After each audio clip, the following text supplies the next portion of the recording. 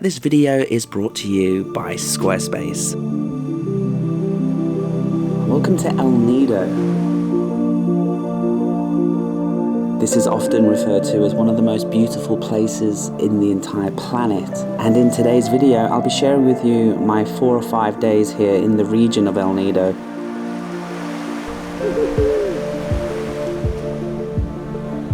Sharing with you everything that I did, everything I saw, and reasons why I completely agree that this is one of the most spectacular travel destinations, not just in the Philippines, but in the entire world.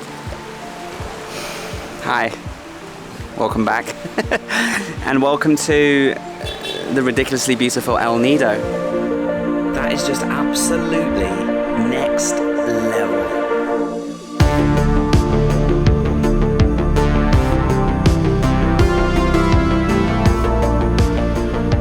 I've been here for a couple of days now, and I really love not just El Nido, but this island of Palawan. For me, I had an immediate sense of regret when I arrived here that I hadn't begun my Philippines trip here, or that I had given myself much more time here, because I immediately fell in love with this place. So after climbing Mount Apo, I was knackered and left the city of Davao in the Mindanao island in the south of the Philippines and took 2 flights, one to Cebu, and then I transferred on another flight to Puerto Princesa. From there, as soon as I walked off the plane, I went outside and got in a van. But the van, which was going to be a 5-hour journey to here, which is the town of El Nido, actually turned out not to be a van, it turned out to be a private car, and I got to share it with 2 Swedish people, and we had a really comfortable drive from Puerto Princesa all the way to El Nido. It took 5 hours. We stopped when we wanted, we got lunch when we needed, popped to the loo if we needed a tinkle, and it was such a pleasurable journey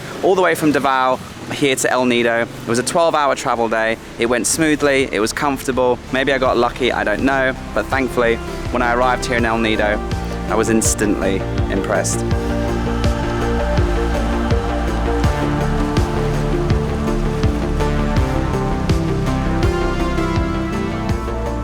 So that brings me to yesterday, when I decided to go on one of the tours, one of the island hopping tours, which El Nido is extremely famous for, and it's the main reason, the main activity to do here. Let me be real with you, and I'll brush over some of the negative parts of it and save that for later in the series. Because at the end of this series, guys, I'm gonna have a whole Filipino series debrief, okay? Where, because this series is light-hearted, entertaining, and full of music, and full of happiness, hopefully. I'm trying to keep it positive, but you know, the Philippines, okay, there's been a lot of problems whilst I've been here, and I'll be sharing all of those in the debrief. And so let me just quickly touch on one of them, which was the beginning of the tour of Tour A yesterday morning. So basically, in a nutshell, we were told to be ready at 8 for our pickup, because the tour would start at 8:30. And here we are at the pier at 8:30. And I had no idea, no one else knew, but we were going to be here for 2 more hours, baking in the sun and waiting around, seemingly for nothing. I'll save the details for another future video, but basically, just incompetence and a complete unorganized system meant that we spent 2 hours waiting on this pier and 45 minutes on a boat in the muggy heat, and everybody was just miserable, and it was the worst start to a tour I'd ever experienced. So we were all very frustrated. The people on the boat were kicking off. There was a Russian girl, and she was hurling abuse, and rightfully so. The Filipino people on the boat tour were also agreeing with her. I was keeping quiet, I was staying out of it. So the tour did get off to a very frustrating, and it put everybody in a moody, mardy atmosphere. So we finally set sails for the open ocean, and we arrived at the first stop of the tour, which was basically just getting dropped off at this quite beautiful little beach, and we were told we had 35 minutes to get off and explore and relax at this beach. But yeah, it wasn't the most relaxing of an environment, really. It was a beautiful beach, don't get me wrong, but it wasn't really somewhere that I could unwind and really enjoy. Prime Tio! Prime Tio! Let's go! Very relaxing. Apparently we can go snorkeling, so I might do that. So let's see what else there is to do. Look, I'm not really one to go on group tours, I normally like to organise a private tour or just avoid being on a big touristy day out, because I know what to expect, and this is exactly what I was expecting. Lots of people, lots of boats, all going to the same places, and you just feel like you're a cog in a system. And yes, there are opportunities to get away from the crowd and take pictures, but you know, you're on a time limit, it's place to place, surrounded by lots of people, and it wasn't my vibe. Don't worry though, this tour does get much, much better, but at the beginning I thought to myself that I should have just listened to my gut and tried to do something different, but like I said, this tour will get better.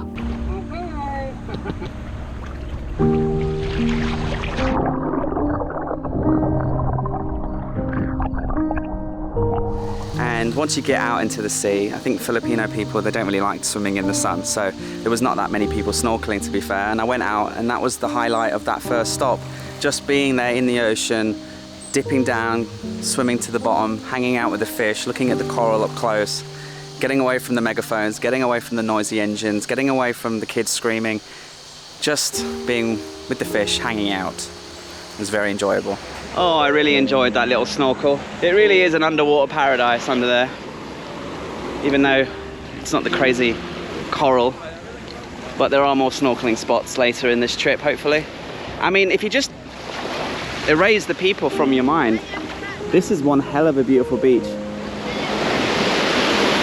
I would love to come here, hang out for the whole day.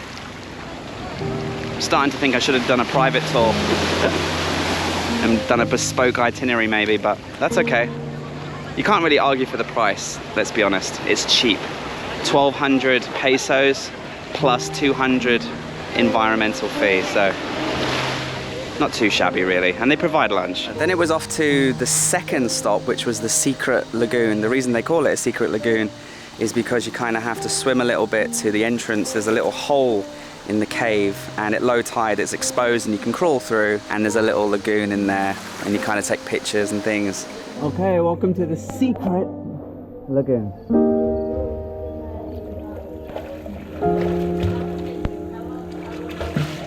I decided to go explore because I saw a little beach to the corner, so I went back out of the secret lagoon, and that's where I kind of found my own little slice of paradise.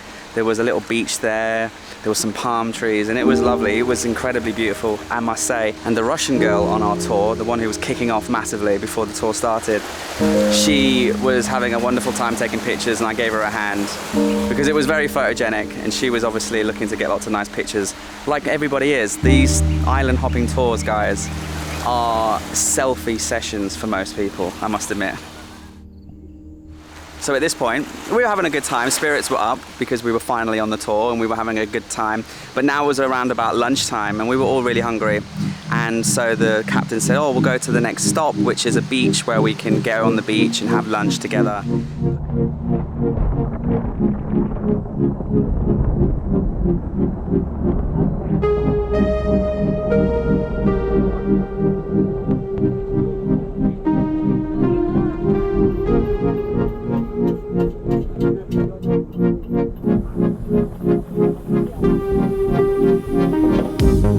This was my favorite part of the entire tour because the wind and the storms started to blow in from the open ocean, and they surrounded us, and there was thunder and lightning, and the heavens opened, and it started to rain cats and dogs.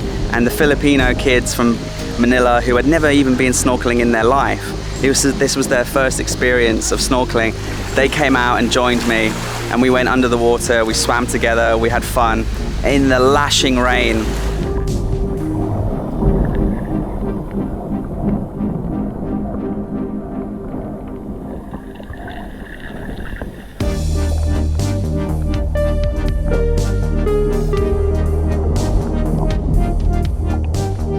Because you're already snorkeling in the warm Filipino ocean, the rain means nothing. You're already wet. And so it just added this beautiful atmosphere. And I got to have this really nice, unique experience of snorkeling in a very quiet bay with some cool friends that I'd been making on this boat. And we all laughed and enjoyed swimming in the sea, in the rain, in the storm.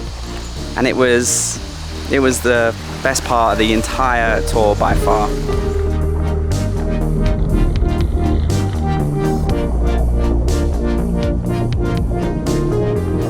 I mean, scuba diving is something I love, being on the open ocean is something I love, and swimming under the ocean is something that I just find so peaceful, so calming.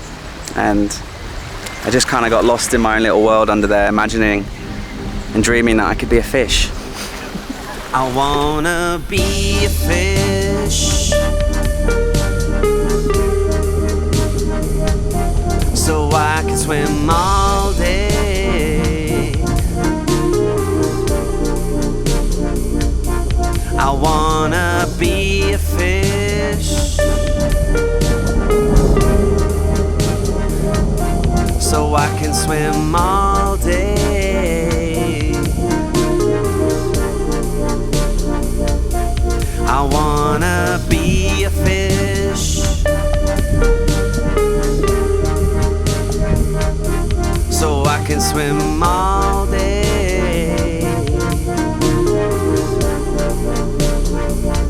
Let me be a fish. Come on, I promise I won't eat you. Take me into your house. Let's go eat some sushi. Oh, sorry. Is that too soon? Sorry.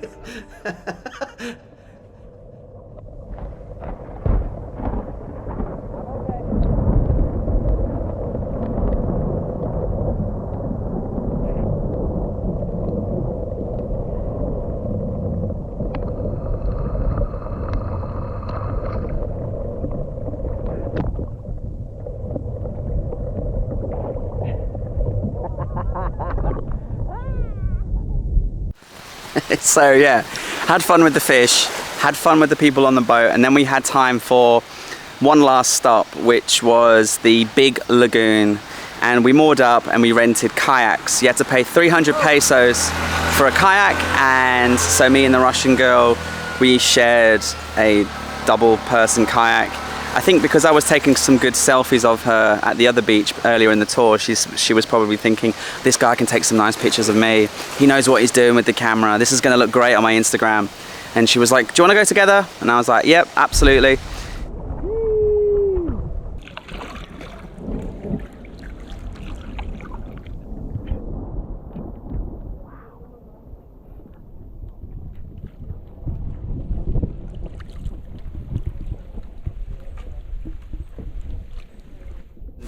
This again was a great highlight of the tour, and you sort of kayaked into this lagoon, and we were far away from the waves, far away from the current.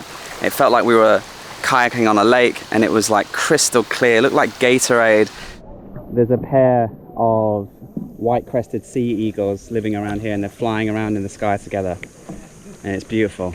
And then you've got everybody else just relaxing, taking pictures. Sadly, that was the end of the tour for us, because we were supposed to go to 2 other places, but because we were late, and then after the kayaking, the weather turned really bad, and they said it was too dangerous to go to the other 2 places, so they just called it, and we got back to the pier and eventually back into town at 4 o'clock in the afternoon. Now, 1,200 pesos with a 200 pesos fee on top. I think it was good value. It was very frustrating that we didn't start when we were supposed to, especially when I'll go into the reasoning behind it in the series debrief. I'm going to keep it positive. That was just a quick overview of the entire Tour A, Tour B, Tour C, Tour D. I'm not sure, I won't have time to do them all. But I do want to show you other areas of El Nido. I've just rented a motorcycle from my hotel. By the way, my hotel, let me quickly take you there and show you, because this is the first time in the entire trip in the Philippines where I can recommend you somewhere to stay, because I just love where I'm staying.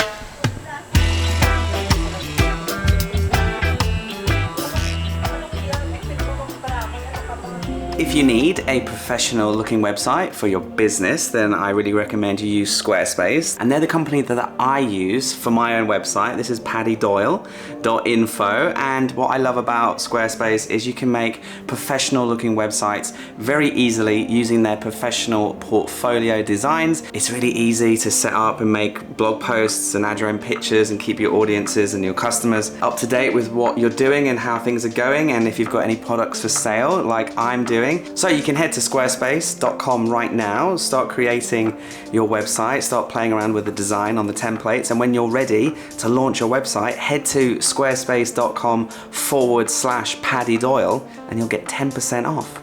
So this is the hotel, Athena Garden, and apart from it having a really good location, and I'll show you around the local area real quick because it's just about a 5-minute or 10-minute walk from the main area of El Nido, which is perfect. And the room is amazing. This is a nice big double bed with soft pillows. You get 6 pillows, lots of places to charge your equipment, and it's just nice and bright in here, and there's like 3 windows and you can see the blue skies outside. And then there's a nice bathroom with a hot shower that's quite powerful. You've got aircon up there. Now this is the Filipino way. Listen to when I turn it on so you guys can get a feeling. This is pretty much, except for one time, this is how aircons are in the Philippines. When you switch it to high, listen to how loud they are. And you can hear the water gurgling.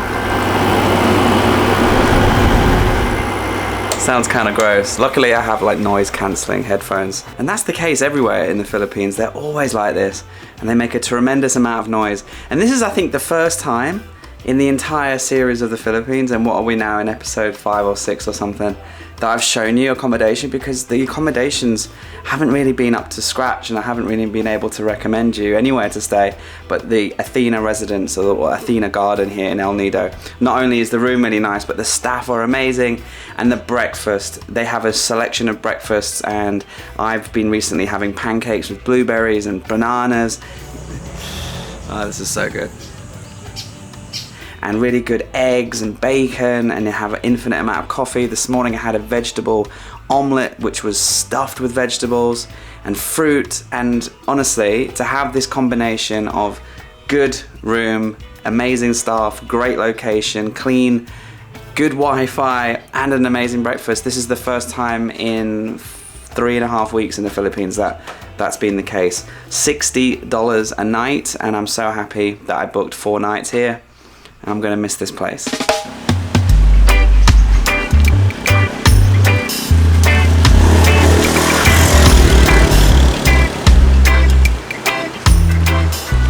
So this is the town that the hotel's in. It's just next to the main town of El Nido. About a 10-minute walk or a 1-minute drive. And what I really like about it is it's just sort of where the locals hang out. It's where the locals live. There's a big cemetery here on the left. Even though we're so close to the main town itself, it just feels like we're in a little village. Hiya. And walking into town, or as we're driving in today, you can see the town itself here, the beach, and if you look in the distance, there is a lot of limestone cliffs, and there is a viewpoint. You can climb up to the top of them, but my legs have not recovered from Mount Apo, so we won't be doing that today. Up here on the left, this little bamboo shack with the green roof here, this is a really cool sunset bar, and it's run by ladyboys. It's really fun. Don't have a go at me for driving on the beach, because this is actually normal. This section of the beach is actually a road. You see? I couldn't believe it when I got here, but just a couple of 100 meters before you get to the main town. All right, first stop, gasoline. I'll show you the town later this afternoon when it's a bit more hustle and bustle, maybe after sunset.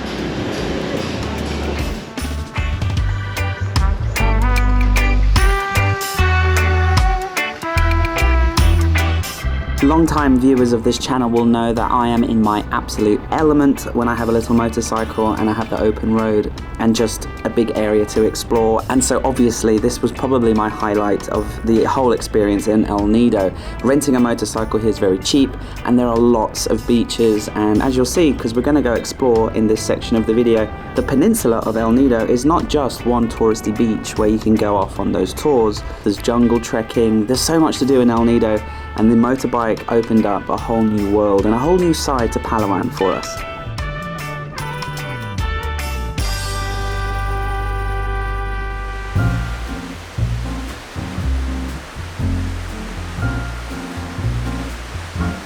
Even though we've been in the Philippines now for nearly a month, I haven't seen that many beaches. We went to Boracay and that was gorgeous, but it was packed. So I'm really eager to find a real group, a cluster of paradise beaches, and that's what El Nido is famous for. And this is Leo. It's right next to the airport, so I can't fly the drone, but it is lovely.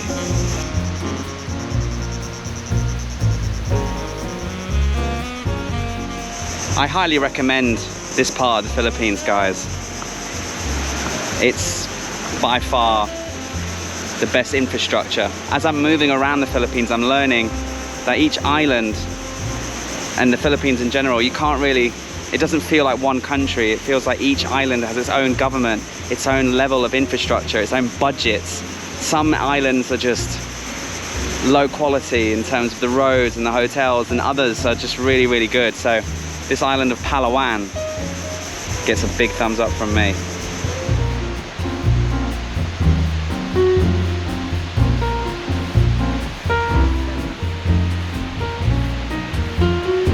Look at this, one of the planes coming into land to El Nido.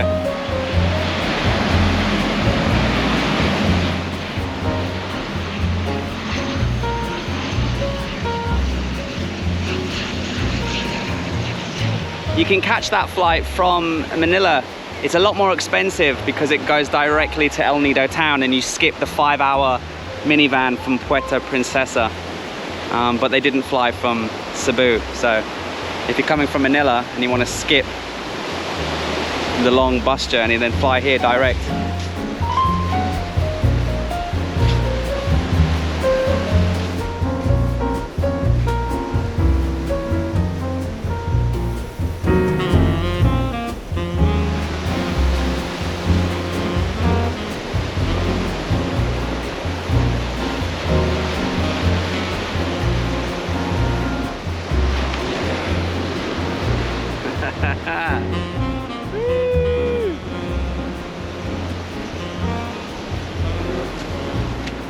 Guys, this beach has it all. There's 3 or 4 really nice looking restaurants, including a really nice Mediterranean restaurant here, which I'm sure in the afternoon would be really busy. Fresh fish, and you can get yourself a cocktail and a cold beer. There's an ice cream gelato place right here. You could set yourself up here for the day. The only downside of this beach is I can see a sign about a warning about sandflies. Sandflies can be a bit annoying.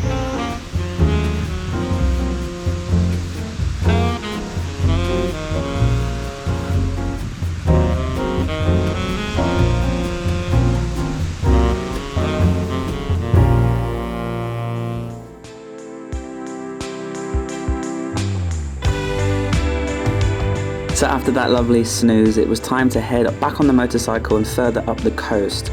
Again, there were so many beaches to choose from. I just randomly chose this one here called Natcan Beach. It was another 30 minutes on the motorcycle, and when I got here, I just was blown away.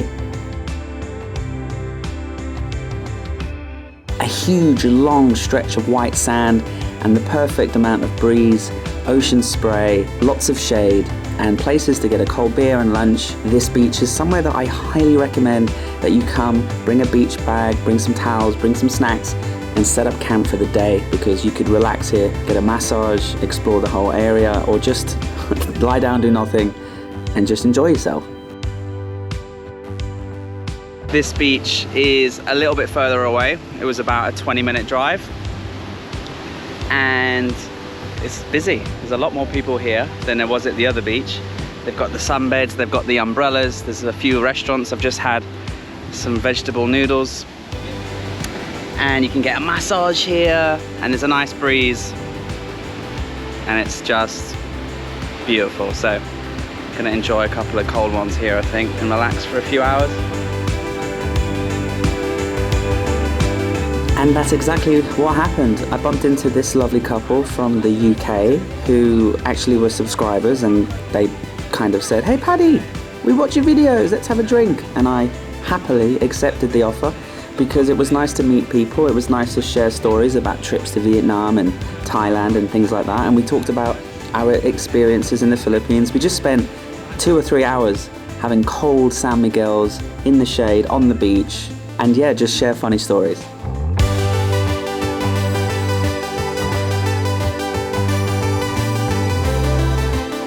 And that's what we did for the rest of the afternoon. Sink a few cold ones, go for a swim, have a few more beers, walk up and down the beach, just relax, catch up, share stories, make friends.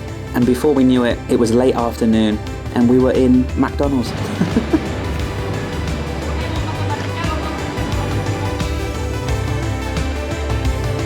This beach is actually back in El Nido because we came back and we wanted to watch sunset together, and we looked on Google Maps and this one here seemed like the best spot to do so.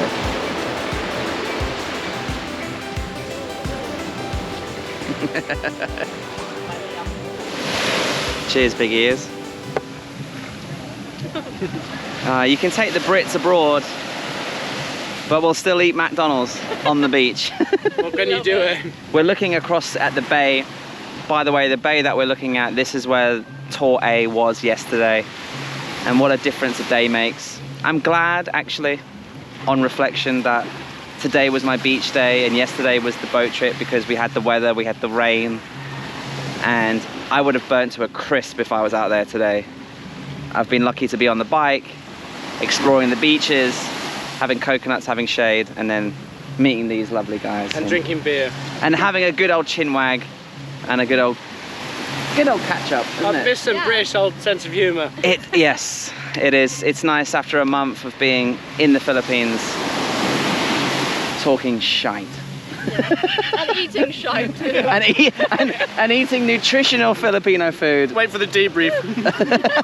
Yes, we've been talking about the end of series debrief. But you know what?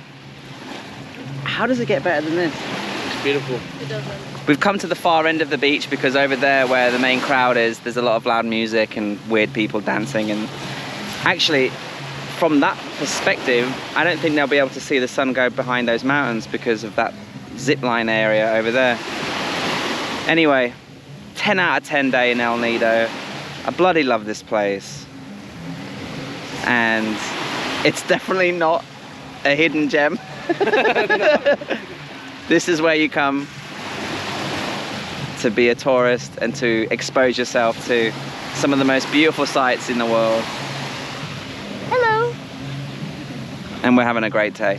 So we're going to enjoy a couple of cans that we bought for cheap and watch the sunset and just soak this up. I mean,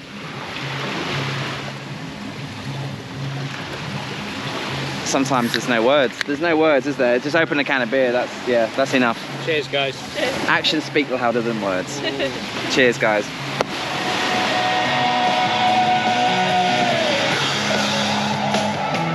Give me your best dance. Okay.